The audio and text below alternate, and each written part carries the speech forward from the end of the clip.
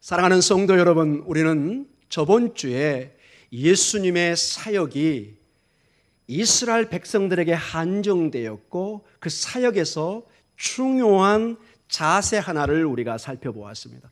복음을 전한다는 것, 이 하나님 나라의 기쁜 소식을 전하는데 우리의 마음 자세가 얼마나 중요한가를 살펴보았습니다.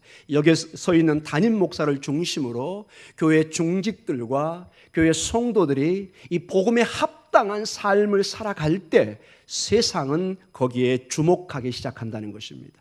교회가 교회답지 못할 때, 예배가 예배답지 못할 때 여러분도 실망하고 저도 실망하고 교회는 힘을 얻을 수가 없습니다. 그 중에 가장 중요한 것이 21세기 우리가 가장 중시하고 있는 물질의 문제를 다루었습니다. 복음을 전할 때 특별히 사역자는 이 물질의 문제에 깨끗해야 된다는 것입니다. 자기 양심의 성도 앞에, 하나님 앞에 부끄러움이 없는 그러한 삶을 살아가면서 이 복음을 전해야 복음의 능력이 나타남을 보여주고 있습니다. 이것이 10장 5절에서 15절 말씀의 중심 메시지였습니다. 오늘은 그 주제가 상당히 심각한 방향으로 다시 주어지고 있습니다. 오늘 우리가 읽었던 마태복음 10장 16절에서 23절은 이 복음이 더 이상 이스라엘에 머물지 않고 이방 땅에 온 세상으로 나아갑니다. 그런데 문제가 무엇이냐? 이제 더 이상 어떤 이스라엘 그 테두리 안에서 마치 양이 양에게로 가는 어떤 순박한 그러한 세계가 아니라 오늘 본문의 내용을 보면은 양을 늑대 가운데, 이리 가운데 보낸 것 같다는 심각한 경고의 말씀이 떨어지고 있습니다. 이제 더 이상 어떤 나이브한 순진한 상황이 아니라 우리의 목숨이 걸린 핍박과 때로는 구속과 채찍의 당함과 헐벗음과 굶주림과 가진 학대와 모든 핍박이 이 복음을 전할 때 반드시 따르게 돼 있다는 것입니다. 이러한 말씀은 21세기를 살아가는 지금 저희들의 모습에는 크게 와닿지 않는 얘기입니다. 그러나 130년의 짧다면 짧고 길다면 긴 우리 기독교 역사의 초기에 우리 한국 교회도 순교자의 피에 의해서 세워진 것을 여러분 잘 알 것입니다. 결코 복음이 온 세상에, 특별히 대한민국이 처음에 환영을 받지 못했습니다. 예수를 믿는다는 것은 때로는 죽음을, 박해를, 집에서 쫓겨남을 각오해야 되는 그러한 시절이 있었던 것을 압니다. 지금도 어떤 가정에서는 예수의 복음을 붙잡는 것이 상당한 위기와 가정의 불화를 일으키는 것을 우리는 너무나 잘 알고 있습니다. 이상하게 이 복음을 근본적으로 대항하는 세상의 세력이 있는 것을 우리는 알게 됩니다. 오늘 오후에 우리가 선교 헌신 예배를 드리는데 헌신 예배의 핵심 중에 하나가 지금 선교의 가장 어려운 곳이 이스라엘과 중동의 선교입니다. 거기는 목숨을 때로는 내놔야 됩니다.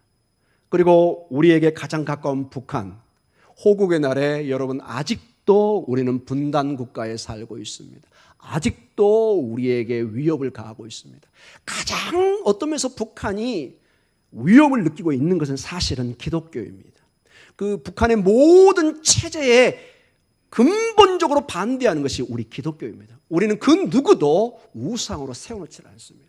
그 누구도 하나님의 자리에 인간을 세워놓지 않습니다. 그래서 우리는 북한과 우리 기독교는 절대로 같이 할 수 없는 것을 그들도 알고 저희도 압니다. 자, 거기서 복음을 전한다는 것은 목숨을 내놔야 되는 것입니다. 저 사우디나 오늘 오는 카시프 오후 예배, 그 파키스탄이나 아프가니스탄 이런 데는 때로는 목숨을 내놔야만이 복음을 믿고 전할 수가 있습니다. 아직도 우리의 삶 속에 이 2000년 전에 주어졌던 이 말씀이 적용되는 곳이 있다는 것입니다. 그래서 어떤 면에서 우리에게 육신적인 핍박과 박해가 없더라도 영적인 굉장한 싸움이 있는 것을 보게 됩니다. 여러분 방송에 요즘 서울광장에 무엇이 일어나죠? 도저히 인간을 할 수 없는 그런 이상한 행동들이 지금 진행되고 있고 인권이라는 문제로 그것이 진행되는 것을 보게 됩니다. 우리가 이런 문제 속에 깊은 영적인 싸움 속에서 어떻게 복음의 사람으로서 교회의 성도로서 21세기에 우리의 삶을 살아갈 수 있는가를 한번 도전받기를 원합니다. 마태복음 10장 16절을 우리 같이 읽도록 하겠습니다. 마태복음 10장 16절입니다. 같이 읽겠습니다. 보라, 내가 너희를 보냄이 양을 이리 가운데로 보냄 같도다. 그러므로 너희는 뱀같이 지혜롭고 비둘기같이 순결하라. 자, 마태복음 16장은 두 부분으로 나눠져 있는 것을 보게 됩니다. 전반부와 후반부가 내용이 연결되어 있지만 다른 내용이 나오고 있습니다. 먼저 보라, 이두 이런 식으로 시작됩니다. 보라. 헬라에서 이 단어가 나올 때는 어떤 새로운 전환점과 집중적인 어떤 하나님의 역사와 어떤 일이 있을 때 이 단어를 씁니다. 보라, 내가 너희를 보냄이 뭐죠? 양을 이리 가운데로 보냄 같도다. 보냄 같도다. 이 문법 자체가 현재 진행형을 쓰고 있습니다. 계속해서 주님께서 제자들을 세상에 보내는 것을 얘기합니다. 선교라는 것은 어느 날 한 번 보내고 마는 것이 아니라 지속적으로 우리 목동중앙이 지금 선교 일을 해야 되고 우리의 다음 세대가 계속해서 이 사역을 감당해야 되는 것을 이 말씀에 품고 있습니다. 계속되는 이 선교 사역에 놀랍게도 양을 늑대 가운데 보냅니다. 여러분 대관령에 가서 양을 보셨겠지만 이 양은 놀랍게도 자기 방어 시스템을 가지고 있지 않는 거의 유일한 동물 중에 하나입니다. 대개 짐승은 코너에 몰리면, 구석에 몰리면 마치 지가 고양이를 물듯이 방어를 합니다. 근데 양은 그냥 물려 죽습니다. 근데 여러분, 양과 늑대, 이거는 도저히 싸울 수가 없는 그런 창조의 질서에 보면은 이건 100% 양은 물려 죽는 것입니다. 여러분, 이게 솔직히 이해가 되는 얘기입니까, 여러분? 양을 어떻게 늑대 가운데, 늑대 가까이도 아니고 어디에 보내죠? 가운데. 도망갈 데도 없습니다, 여러분. 어떻게 해야 되겠습니까? 주님이 왜 우리를, 제자들을 이렇게 어려운 상황으로 몰고 있을까요? 자, 여기서 보면은 지금까지 제자들은 양들에게 보내졌습니다. 자, 여기에 큰 전환점이 있습니다. 지금까지 제자들은 양들에게 보내졌지 늑대에게 보내지지 않았습니다. 그 양들은 바로 지치고 상한 군중들이었습니다. 즉 이스라엘의 잃어버림을 당한 지치고 상한 양들인 것을 보게 됩니다. 우리가 이미 보았던 마태복음 9장 35절과 36절에 이런 식으로 말씀이 나와 있습니다. 마태복음 9장 35절과 36절 말씀을 우리 함께 보도록 하겠습니다. 예수께서 모든 도시와 마을에 두루 다니사 그들의 회당에서 가르치시며 천국 복음을 전파하시며 모든 병과 모든 약한 것을 고치시나 무리를 보시고 불쌍히 여기시니 이는 그들이 목자 없는 양과 같이 고생하며 기진함이라. 아멘. 이스라엘 백성들이 목자 없는 양과 같다고 얘기합니다. 아직은 늑대가 아닙니다. 마태복음 10장 5절과 6절에 이 말씀이 조금 다르게 반복되고 있습니다. 마태복음 10장 5절에서 6절 같이 읽겠습니다. 예수께서 이 12를 내보내시며 명하여 이르시되 이방인의 길로도 가지 말고 사마리아인의 고을에도 들어가지 말고 오히려 이스라엘 집에 잃어버린 양에게로 가라. 분명히 양이라는 단어가 반복되고 있습니다. 늑대가 아닙니다. 그런데 오늘 우리가 봤던 본문 16절 이후로 그들 자신이 양이 되어서, 즉 제자 자신들이 양이 되어서 늑대 가운데로 보냄을 받고 있다는 것입니다. 여기에 문제의 심각성이 있습니다. 여기서 양은 예수님의 제자로 상징되고 있고 늑대는 이스라엘 지도자뿐만 아니라 세상의 권세 잡은 자와 복음을 대적하는 사람들로 묘사되고 있습니다. 자, 여기서 왜 이렇게 반대되는 설정이 이루어졌을까요? 왜 제자들이 이제는 양이 되어서 늑대에게 가는 것처럼 이런 상황이 설정되어 있을까요?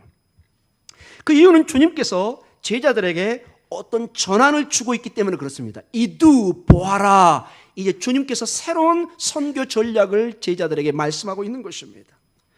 우리가 마태복음 10장 5절과 15절을 통해서 보면 첫째로 첫 번째 선교 명령은 마치 단기 선교와 같습니다.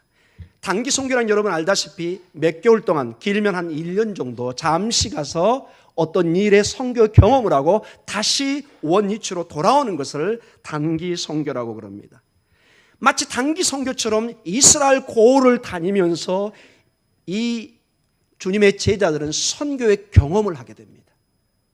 그리고 이 경험을 가지고 두 번째로 오늘 우리에게 본문에 주어졌던 것처럼 장기 사역에 들어갑니다. 어떤 장기 사역이냐? 세상으로 나아가서 그들의 사명을 감당해야 되는, 이 사명은 그들이 죽을 때까지 지속적으로 해야 되는 하나님의 사명인 것을 알 수 있습니다. 즉 이스라엘에 대한 선교뿐만 아니라 이제 주님이 궁극적으로 원하시는 세상에 가서 온 백성과 민족을 제자 삼고 주의 말씀을 전해야 되는 사명을 보여주고 있습니다. 이러한 변화가 본문에서 우리가 알 수가 있습니다. 몇 가지로 이 본문의 변화가 현재의 모습에서 미래로 하나님의 궁극적인 사역으로 변해가는 것을 보여주고 있습니다. 첫째로 전체적인 이 본문, 오늘 우리가 읽었던 본문의 문법들이 전반적으로 현재 시제에서 미래 시제로 다 단어가 바꿔가기 시작합니다. 즉 지금의 문제뿐만 아니라 앞으로 미래에 있을 하나님의 사역에 집중적으로 주님이 제자들에게 경고와 명령을 주고 있는 것입니다. 그리고 선교 사역이 구체적으로 이방인들을 포함하고 있다는 새로운 사실을 제자들에게 알려주고 있습니다. 우리 마태복음 10장 18절을 같이 읽도록 하겠습니다. 같이 읽겠습니다. 또 너희가 나로 말미암아 총독들과 임금들 앞에 끌려가려니 이는 그들과 이방인들에게 증거가 되게 하려 하심이라. 아멘. 더 이상 이스라엘이 아니라 젠타일, 이방인이란 말이 나옵니다. 이 복음의 영역이 이제 이스라엘의 영역을 떠나서 이방인들에게 확장되는 그런 모습을 보여주고 있습니다. 마태복음 10장 5절에 보면은 이게 명확해집니다. 우리 마태복음 10장 5절을 같이 읽도록 하겠습니다. 10장 5절, 마태복음 10장 5절 같이 읽겠습니다. 예수께서 이 12를 내보내시며 명하여 이르시되 이방인의 길로도 가지 말고 사마리아인의 고리도 들어가지 말고. 자, 10장 5절에서는 여기를 우회하라고 그럽니다. 돌아서 가라고 그럽니다. 처음에 단기 사역 때는 이 이방인들에게 먼저 가지 말라고 얘기합니다. 그런데 오늘 10장 18절에는 이방인에까지 나중에 미래에 이 복음이 전해져야 되는 어떤 사역의 전환점을 보여주고 있습니다. 세 번째로 이 두 번째 선교 명령을 주었을 때 주님은 제자들이 강력한 선교에 박해가 따를 것을 경고해 줍니다. 이게 왜 중요한 말이냐? 이 본문을 통해서 보면은 이러한 박해는 첫 번째 이스라엘을 향한 단기 선교를 할 때는 이런 경고를 주지 않았습니다. 그런데 이방인에게 앞으로 있을 세상에 나가 복음을 전하는 사역을 얘기할 때는 이런 혹독한, 마치 늑대에게 보내는 것 같은 어떤 어려움을 경고하고 있다는 것입니다. 자, 여기에 대처하는 주님의 방법이 계속해서 나옵니다. 마태복음 10장 16절을 우리가 보는데 그 하반부를 보도록 하겠습니다. 우리 같이 읽고 하반부를 주목해서 보죠. 16절을 같이 보도록 하겠습니다. 마태복음 10장 16절입니다. 같이 읽겠습니다. 보라 내가 너희를 보냄이 양을 이리 가운데로 보냄 같도다. 그러므로 너희는 뱀같이 지혜롭고 비둘기같이 순결하라. 자, 이 늑대 가운데 보내진 상황 속에서 대처하는 방법이 두 어떤 뱀과 비둘기를 들어가면서 대처 방법을 얘기하는데 우리 문화에서는 쉽게 이해가 안 가는 얘기입니다. 제자들을 양에 비유하는 가운데 미래의 선교 사명을 감당하기 위해서는 지혜롭고 순결해야 한다 하면서 뱀과 비둘기의 예를 듭니다. 여러분, 이 뱀은 성경에서 때로는 지혜의 상징이고 강교함과 강렬함의 대명사입니다. 대표적인 예를 하나 보겠습니다. 창세기 3장 1절을 보도록 하겠습니다. 창세기 3장 1절 같이 읽겠습니다. 그런데 뱀은 여호와 하나님이 지으신 들짐승 중에 가장 간교하니라. 이 간교하단 말을 영어 표현하면은 커닝하다, 크라프티하다 이런 말을 씁니다. 이 원어의 뜻에 이게 가까운 말입니다. 이게 무슨 말이냐? 굉장히 간교한 면이 있고 교활한 면이 있지만 꼭 이 단어가 부정적으로만 쓰이질 않습니다. 이 말이 때로는 약삭빠른, 솜씨 있는 이 뜻으로도 쓸 수 있습니다. 상황 판단을 빨리 한다는 것입니다. 여러분, 뱀을 보세요. 뱀이 본인이 약하기 때문에 대부분 웬만한 독사 빼놓고는 자기가 먼저 숨어버립니다. 굉장히 판단력이 빠른 것을 여러분 보게 됩니다. 그런 약삭빠름, 어떤 솜씨 있는 그런 뜻도 뱀에게 가지고 있다는 것입니다.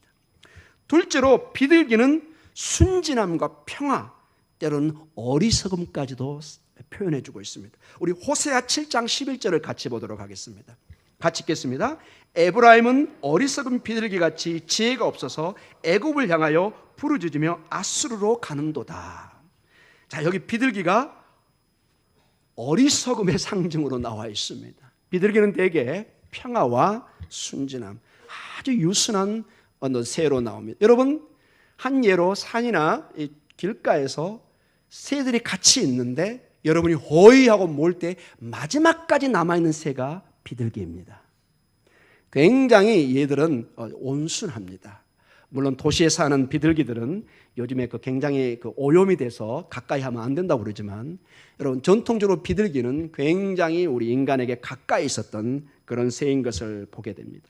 자, 어떻게 뱀과 비둘기가 같이 조화를 이룰 수 있을까요? 이게 여러분, 우리 선교사에게 굉장한 주님의 굉장한 메시지가 여기에 있는 줄로 압니다. 이것은 서로 조화하기 어려운 점이 있지만은 이 두 가지 특징이 반드시 우리 선교사에게 균형을 이루어야 된다는 것입니다. 자, 순진함과 순수함이 없이, 즉 이 비둘기처럼 순진함과 순수함이 없이 뱀의 강렬함만 가지고, 강교함만 가지고 나아갈 때는 반드시 탈선을 할 수 있는 위험에 빠질 수도 있다는 것입니다. 그리고 이 뱀의 강렬함, 어떤 이 솜씨 있는 이런 지혜가 없이, 열정과 지혜 없이 비둘기의 순수함으로, 한마디로 나이브하게 순진한 방법으로 가면은 대부분 속임에 빠져서 헤매고 만다는 것입니다. 그래서 때로는 여러분, 상황 판단을 해서 지혜롭게 선교지에서 이 일들을 처리해 갈 것을 보여주고 있습니다. 때로는 강렬한 마음으로 복음을 담대히 전해야 되지만 어떤 상황 판단을 통해서 그 자를 피해야 된다든지 지혜가 필요할 때가 있다고 말씀해 주고 있습니다. 그래서 어떤 학자는 이 본문을 이런 식으로 해석도 했습니다. 제자들을 향한 경고는 약삭빠른 사업적인 행동들이 아니라 가면을 쓰지 않는 진정한 모습의 순수한 삶을 보여주는 것이 바로 제자들의 선교의 사명이다. 이런 식으로 표현한 사람들도 있습니다. 자, 우리 계속해서 말씀을 보도록 하겠습니다. 마태복음 10장 17절을 보도록 하겠습니다. 같이 읽겠습니다. 17절. 10장 17절 시작. 사람들을 삼가라. 그들이 너희를 공회에 넘겨주겠고 그들의 회당에서 채찍질하리라. 자, 사람들을 삼가하라. 사람들을 조심해라. 어떤 것을 예상하라. 이렇게 얘기합니다. 제자들은 그들의 사역에 반드시 조심을 해야 합니다. 왜냐하면 그들의 사역에서는 구속되는 일이나 육체적 박해나 핍박이 반드시 따른다고 주님이 말씀하고 있습니다. 그리고 그 다음에 17절 하반부에 그들이 너희를 공회에 넘겨주겠고 그들의 회당에서 채찍질하리라 이렇게 얘기합니다.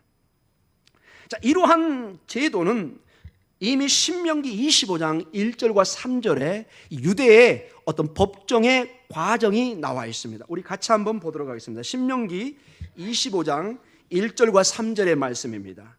사람들 사이에 시비가 생겨 재판을 청하면 재판장은 그들을 재판하여 의인은 의롭다 하고 악인은 정죄할 것이며 악인에게 태형이 합당하면 재판장은 그를 엎드리게 하고 그 앞에서 그의 죄에 따라 수를 맞춰 때리게 하라. 40가지는 때리려니와 그것을 넘기지는 못할지니 만일 그것을 넘겨 매를 지나치게 때리면 내가 내 형제를 경히 여기는 것이 될까 하노라. 아멘. 우리 주님의 경고는 아주 분명합니다. 그들이 너희를 공회에 넘겨주겠고 그들의 해당에서 채찍질할 거라고 얘기를 합니다.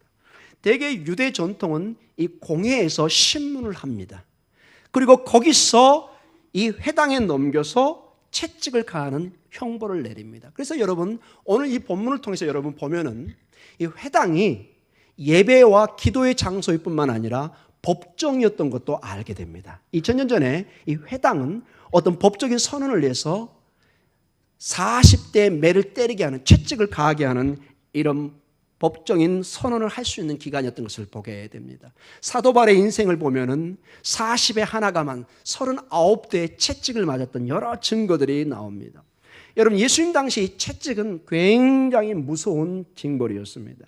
우리가 생각하는 어떤 유순한 채찍이 아니라 이 박물관에 가보면은 마디마디에 어떤 뼈 조각이라든지 쇠 조각을 넣어가지고 이 등이나 몸을 치면 그냥 거기가 뼈가 으스러질 정도로 심각한 상처를 받게 되어 있습니다. 그래서 전통적으로 40대를 때리면 사람이 죽는다고 그럽니다.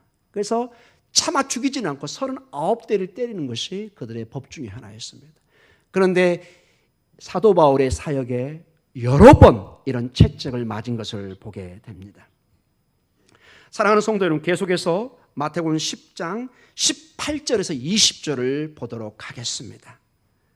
18절에 20절 같이 읽겠습니다. 또 너희가 나로 말미암아 총독들과 임금들 앞에 끌려가느니 이는 그들과 이방인들에게 증거가 되게 하려 하심이라. 너희를 넘겨줄 때 어떻게 또는 무엇을 말할까 염려하지 말라. 그때 너희에게 할 말을 주시리니 말하는 일은 너희가 아니라 너희 속에서 말씀하시는 이 곧 너희 아버지의 성령이시니라. 아멘. 미래 사역에 총독들과 임금들 앞에 끌려가서 이러한 그 고통을 당할 것을 말씀해 주고 있습니다. 이것이 제자들의 사명 중에 하나라는 것입니다. 여러분, 이러한 일들은 사도행전을 보면, 초대교회 성도들의 삶을 보면은 이게 그대로 진행되는 것을 보게 됩니다. 사도행전 4장 1절과 22절, 5장 17절, 7장 12절에 보면은 초대교회 지도자들은 유대 지도자들과 공회에 불려가서 신문을 받는 걸 보게 됩니다. 대표적으로 베드로가 그랬습니다. 그 다음에 사도행전 12장 1절에서 4절에 보면은 이스라엘의 지배 권력에 불려가서 신문을 당하는 것도 보여주고 있습니다. 사도행전 14장 5절과 16장 19절 34절에 보면은 심지어 로마 제국의 지배자들 앞에 가서 신문을 받는 것을 보게 됩니다. 중요한 것이 이 모든 법정의 일들이 진행하는 가운데 반드시 사도 바울이나 베드로를 보면은 예수 그리스도의 복음의 진리가 선포되고 있습니다. 고난 가운데 목숨을 내걸고 예수 그리스도의 진리를 선포하는 것을 보게 됩니다. 그리고 중요한 것이 이 모든 사역에 우리에게 힘을 주시고 우리에게 궁극적인 복음의 능력과 승리를 주시는 성령의 사역이 돋보이고 있습니다. 이걸 19절과 20절에 다시 한번 보도록 하겠습니다. 10장 19절과 20절입니다. 같이 읽겠습니다. 너희를 넘겨줄 때 어떻게 또는 무엇을 말할까 염려하지 말라. 그때 너희에게 할 말을 주시리니 말하는 이는 너희가 아니라 너희 속에 말씀하시는 이 곧 너희 아버지의 성령이시니라. 아멘. 성령이 임하시면 너에게 권능이 임할 것이고 예루살렘과 온 유다 땅끝까지는 내 증인이 되게 합니다. 여기서 증인이라는 건 마터, 순교자의 단어와 동일한 단어를 씁니다. 위트니스라는 이 증인이 마터, 순교자와 그때는 동일한 단어를 썼습니다. 그런데 그 일들을 가능하게 한 것이 성령의 능력이었다는 것입니다. 주의 성령이 그들에게 힘을 주시면서 이 복음을 담대하게 전하고 있습니다. 이 성령이 임하기 전에는 사도 바울이나 많은 제자들이 도망가고 문을 닫고 덜덜덜 떨고 있었습니다. 그러나 주의 성령이 임하니 그들은 저 예루살렘 성전 앞에 가서 많은 사람 있고 군인들이 있는데 주의 복음을 담대하게 전하고 두려워하지를 않습니다. 계속해서 말씀을 볼 때 이 복음을 전하는 것이 우리 가족에게도 굉장한 영향을 주고 우리 가족에게도 핍박이 나오는 것을 보게 됩니다. 우리 21절에서 23절 말씀을 같이 읽도록 하겠습니다. 같이 읽겠습니다. 장차 형제가 형제를, 아버지가 자식을 죽는 데 내주며 자식들이 부모를 대적하여 죽게 하리라. 또 너희가 내 이름으로 말미암아 모든 사람에게 미움을 받을 것이나 끝까지 견디는 자는 구원을 얻으리라. 이 동네에서 너희를 박해하거든 저 동네로 피하라. 내가 진실로 너희에게 이르노니 이스라엘의 모든 동네를 다 다니지 못하여 인자가 오리라. 아멘. 복음 사역의 어려움 중에 하나가 이방 지도자들로부터, 세상으로부터 고난을 받고 핍박을 받는 것도 어렵지만은 더욱더 우리에게 어려운 것은 가장 가까운 가족으로부터, 친척으로부터 반대와 핍박이 있을 때 굉장히 우리는 어려움을 느끼는 것을 보게 됩니다. 사랑하는 성도 여러분, 오늘 본문에도 보면은 끝까지 견디는 자에게 구원이 있을 것을 말씀해 주고 있습니다. 우리 신앙은 끝까지 견디는 것입니다. 이제 결론적으로 몇 가지로 말씀을 나누고 오늘 메시지를 우리가 도전을 받기를 원합니다. 첫째로, 우리 복음 사역에는 반드시 반대자가 있다는 것을, 늑대가 있다는 것을 명심해야 된다는 것입니다.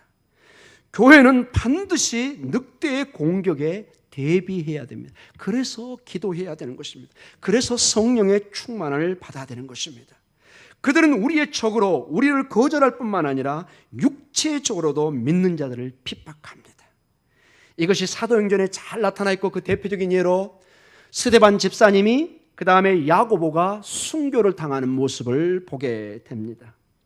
사도 바울이 가는 곳마다 환영받는 것이 아니라 항상 핍박이 따른 것을 보게 됩니다. 요한복음 3장 19절에 이러한 현상을 이렇게 얘기하고 있습니다. 같이 읽겠습니다.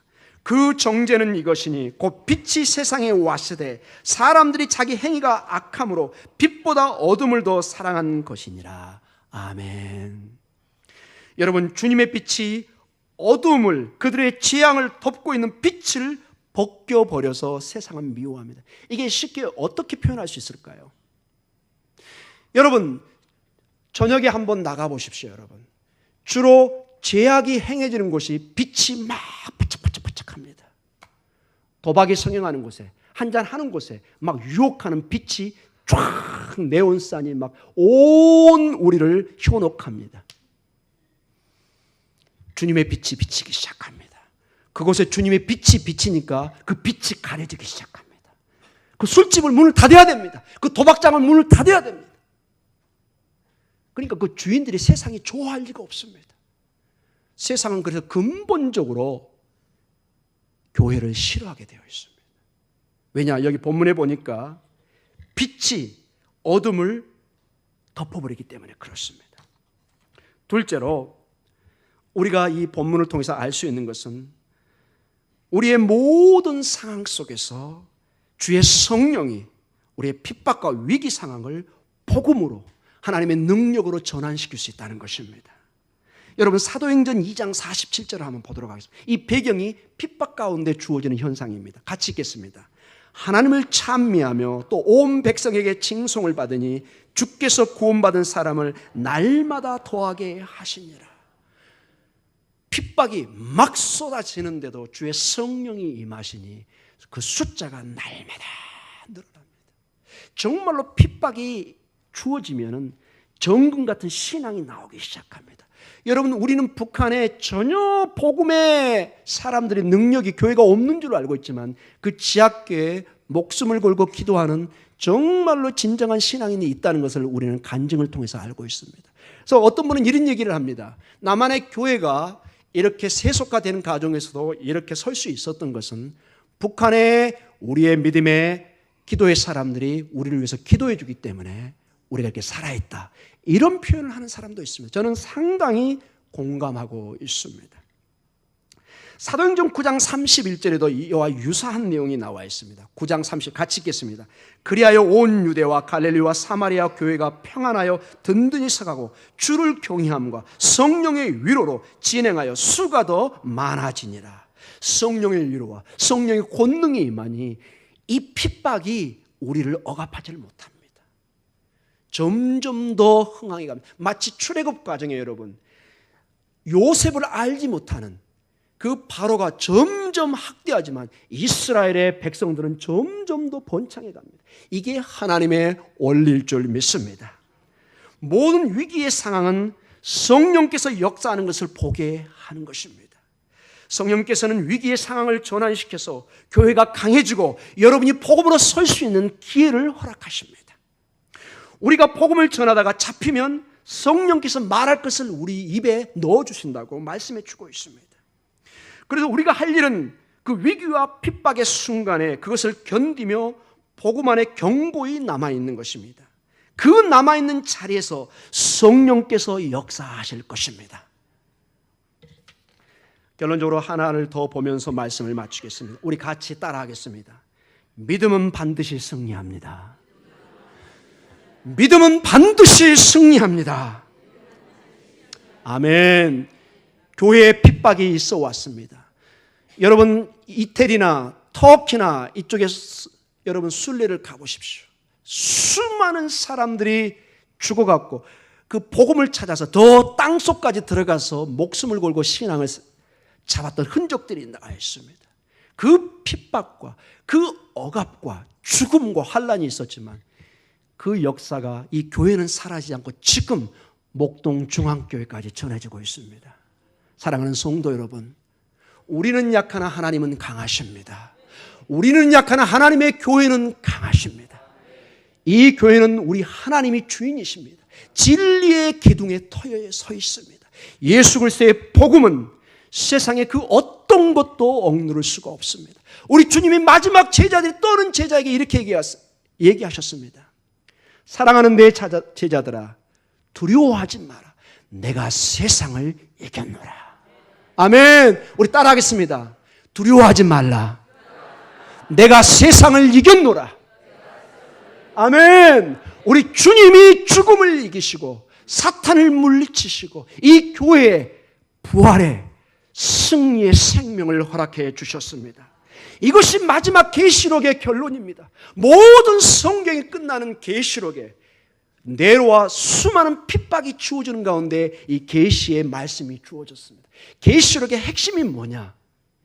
예수 그리스도의 복음이 승리하는 것입니다.